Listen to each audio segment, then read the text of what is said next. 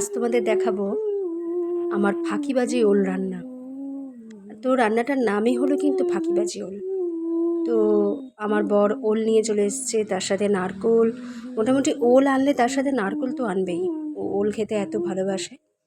তো আর এই রান্নাটাই ও ভালোবাসে, আর অন্য কোনো ওল দিয়ে রান্না পছন্দ করে না। তো নিরামিষ আজকে রান্নাটা কিভাবে করি দেখো। ওল দিয়ে ওল, আলু সব ছোটো ছোটো টুকরো করে কেটে নিয়েছিলাম, দিয়ে নারকোলটা কুড়িয়ে নেওয়া হচ্ছে। আর এদিকে কী কী নিয়ে নিয়েছি দেখলে তোমরা। জিরে নিয়েছি, গোটা জিরে, শুকনো লঙ্কা, তেজপাতা,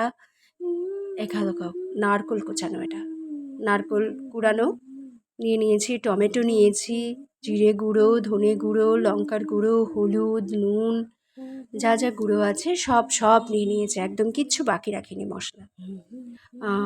আর এদিকে কড়াইতে তেল দিয়ে দিলাম, একটু গরম হওয়ার সাথে সাথে জিরে ফোড়ন দেবো। জিরে, শুকনো লঙ্কা, তেজপাতা। দেখো কুচি একটা তেজপাতা ছিল, ওটাই দিয়ে দিয়েছি। আর তোমার শুকনো লঙ্কা, বেশি ঝাল আমরা একদম খাই না, কারণ তার মধ্যে আবার ওদিকে লঙ্কার গুঁড়ো আছে, তাই লঙ্কার গুঁড়োর ঝাল তো এমনিই থাকবে, তাই শুকনো লঙ্কাটা একটু কম দিয়েছি। একটা গোটা দিয়েছি আর একটা ছোট্ট দেখে দিয়েছি, তাই বেশি ঝাল আমরা একদম খেতে পারি না। এদিকে জিরেটা না বেশ একটা ভালো মতো ভাজা না হলে বেশ একটা গন্ধ বেরোয় না, একটা সুন্দর গন্ধ বেরোবে জিরে ভাজার গন্ধ। এক হাতে মোবাইল, এক হাতে রান্না, বুঝতেই পারছো, দিতেই থাকছি।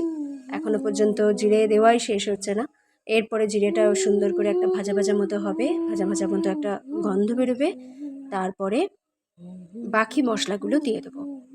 এইটাকে বলছে হচ্ছে ফাঁকিবাজি রান্না। কেন বলো তো আমি বলছি ফাঁকিবাজি রান্না?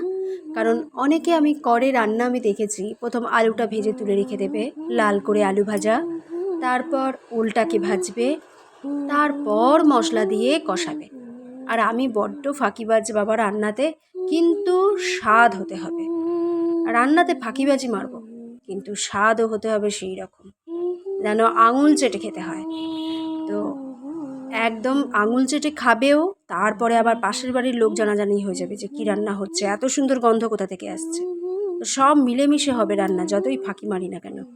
তো আমার এই ফাঁকিবাজি রান্না দেখো, দিয়ে দিলাম আদা বাটা। আদাটা ঘষে রেখে দিয়েছিলাম, কোনো বাটাবাটির সিন নেই, আদা ঘষা। এদিকে সব মশলাগুলোর মধ্যে জল দিয়ে মিলিয়ে গুলে নিলাম। এই দেখো আঙুল দিয়ে নাড়িয়ে নিয়েছি, চামচ ইউজ অত সাহেবি ব্যাপার আমার আসে না গো। চামচ দিয়ে ব্যবহার করব, এই করব সেই করব, মানে চামচের ইউজ করব। তারপরে আবার সেই সুন্দর সুন্দর বাসন বার করব, কাচের বাসন থাকতো সব তুলে রাখা আছে মোটামুটি, যখন যখন ইচ্ছা হয় তখন ব্যবহার করি। তো এই হচ্ছে ব্যাপার। এরপর নারকোলটা একটু ভেজে নিতে হবে লাল লাল করে। নারকোলটা একটু লাল লাল করে ভেজে নেওয়ার পর নারকোল দিয়েও একটা সুন্দর ঘ্রাণ বেরোয়, সুন্দর একটা ঘ্রাণ বেরোবে। তারপরে এবার মশলাগুলো, যে মশলাগুলো গোলা ছিল সেগুলো দিয়ে দেবো। দেখেছো কেমন ফাঁকিবাজি শটে শটে রান্না সারি, কিন্তু হতে হবে মজাদার খাবার। মানে খাবার খেয়ে যেন আমাকে কেউ বদনাম করতে না পারে, সেটাও তো আমাকে দেখতে হবে নাকি। খালি ফাঁকিবাজি মারবো আর এদিকে আমাকে সবাই বদনাম করবে, এই কী রান্না করেছিস, তা তো বললে চলবে না।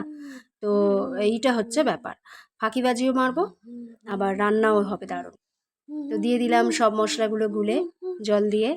পরে না লঙ্কার গুঁড়োটা দেখো, ওইটাকে আবার দিয়েছি পরে, জানো তো, মোবাইল রাখার পর।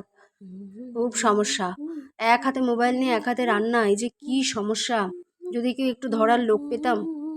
এবার ভাবছি না কি করব বলো তো, একটা ধরার লোক রেখে দেবো আমি। আর একটু আগে ফেসবুক থেকে টাকাগুলো ইনকাম করে নিই, তারপরে একটা ধরার লোক রাখবো, সে আমাকে মোবাইল ধরে দেবে খালি। তো এই দেখো আলু ওল ভাজাভুজির কোনো সিন নেই, মশলাগুলো কষানোর সাথে সাথে আলু ওল দিয়ে দিলাম। ওগুলো কিন্তু একসাথে কষবে, মশলাগুলো এখনও কিন্তু কষেনি, ওগুলোকে জাস্ট নাড়িয়েছিলাম, এখনও কিন্তু কষেনি। এইবার এই দেখো ওল আলু একসাথে দিয়ে দিলাম। এবার এগুলোও কষবে, মশলাও কষবে, আর এগুলো ভাজা ভাজা হবে, মশলাও তার সাথে ভাজা ভাজা হবে। দেখেছো, এই হচ্ছে শটাং রান্না। এবার মশলাও দেখো এর সাথে হবে ভাজা, তার সাথে ওল আর আলু দুটোই ভাজা ভাজা হবে। চলছে আমার ফাঁকিবাজি রান্না। এই দেখো দেখো লাল লাল হয়ে এসছে, দেখেছো, ওল আলু দুটোই কিন্তু লাল লাল হয়ে এসছে, মশলাগুলোও সেরকম লাল হয়ে এসছে, তার মানে এবার হয়েছে। ওই দেখো, দেখেছো?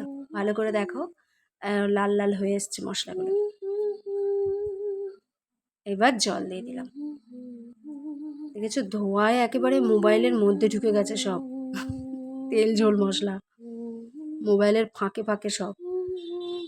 এবার জল দিয়ে ভালো করে নাড়িয়ে নিলাম। আমি না চিনি দিই না, অনেকে তোমরা আবার কিন্তু রান্নায় একটু চিনি দিতে পারো, তাহলে একটু স্বাদ হবে। আমি চিনি দিই না, এই কারণে আমার বরের সুগারের পেশেন্ট বলে আমি চিনিটা দিই না। তো এই হলো, দেখো ফুটছে, দেখে নেব। ওলটা ভালো করে, ওলটা না সিদ্ধ হতে একটু সময় লাগে, তো ওইটা একটু দেখে নিতে হবে ভালো করে যে ওলটা সিদ্ধ হলো নাকি। দেখেছো যা টেস্ট হয়েছে না গো, কি বলবো তোমাদের। আমার তো বাড়ির সামনে সবসময় যখনই যা রান্না করি, বাড়ির সামনে লোক মোটামুটি লাইন দিয়ে দাঁড়িয়ে পড়ে, কী রান্না করলি রে জিজ্ঞাসা করতে।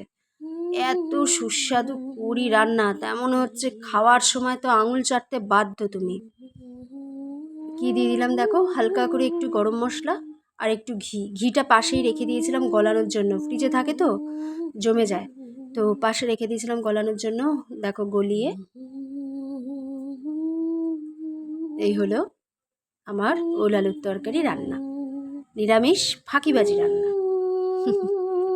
শোনো কেমন লাগলো কিন্তু জানাবে, হ্যাঁ তোমরাও এরকম ফাঁকিবাজি রান্না করে দেখো, বকা খাবে না, এটা আমি একদম তোমাদের গ্যারেন্টি দিতে পারি যে বকা খাবে না, স্বাদ হবে চূড়ান্ত।